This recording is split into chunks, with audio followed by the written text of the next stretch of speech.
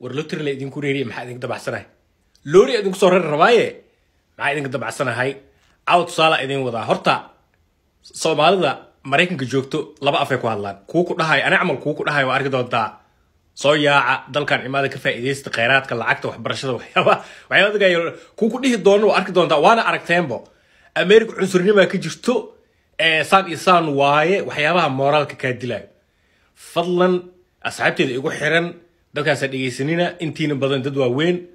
oo wax garto dhaqankooda ku dhiganaatihiin America faa'iidada taalo caawbal ay idin qaybsado runta ina ka hadalna fiican mugtahay liiskan idin hor yaalo waa wax loo yaqaan median household income dhaqaalaha dhexdhexaadka ah ee qoys kasta oo Mareykanka degan soo galo kaalmaha koowaad calanka Mareykanka kuma jiro sa ujeedin kaalinta koowaad Hindiya ku jirto Hindi markaa fiirisid waxa meeshan ku qoran waa $100,000 okay macnaha waxa ka hadlaynaa sanadkii macnaheedu waxa waa idin sharxo haddii guriga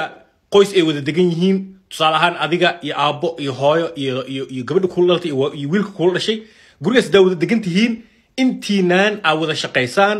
qoyska lacagta soo gasho oo dhaxdhaxda ah macnaheedu waxa waaye waxa laga yaabaa qof inay $500,000 soo gasho bishii waxa laga yaabaa qofna inay $70,000 soo gasho laakiin muhiimaddu waxa waaye in qofka dhaxdhaxda ah ama lacagta dhaxdhaxda ah dhaqaalaha qofkaas $100,000 macnaheedu waxa waaye reerkaas waa habeesan yihiin waaye lacagtaas waa lacag sa dareemi kartaan iska aan fududeen calanka Mareykanka marka horta dalka ina wax kala cadeynaa fiican cadaanka dalkan wali ayaga ugu taajirsan oo 5 qof ama 10 qof ugu sareysan markaa fiirisid laakiin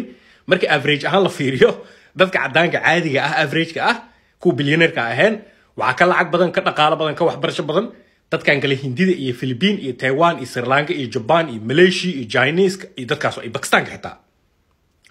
meesha ku baabay war inta ila fiiri inta ugu hooseyso loo yaqaan African America-ka waa dad lunsan oo laga dhaadhiciyay heesada qaadil lacag heli kartaa oo laga dhaadhiciyay basketball daa ciyaartid kaliya lacag heli kartaa sulaarada dabada ka dhacaan kabaha waaweyn ka gashto timaha aan iska jarin niyo dadka lunsan dadkaas waaye yaa ku dayda mataqaanin oo role model ay u yihiin Soomaalida Soomaali Marioley dhalinyaradeedii Minneapolis Ohio Seattle African American kan dhaqan laga dhigtay heesooda la dhageysta maanta oo dhan headphones ugu jiro dad fahmay dalkan ma aha saxaab lotri waa idin la dardaarma dhaqanka dadka madowga yaa la qaadan dadka dadaalo wax barto shaqeysto dhaqankooda qaata waa ka faa'iidi doontaan hadduu Ilaahay yiraahdo ani intaas ay dardaarna dadkan kale yaa lageysan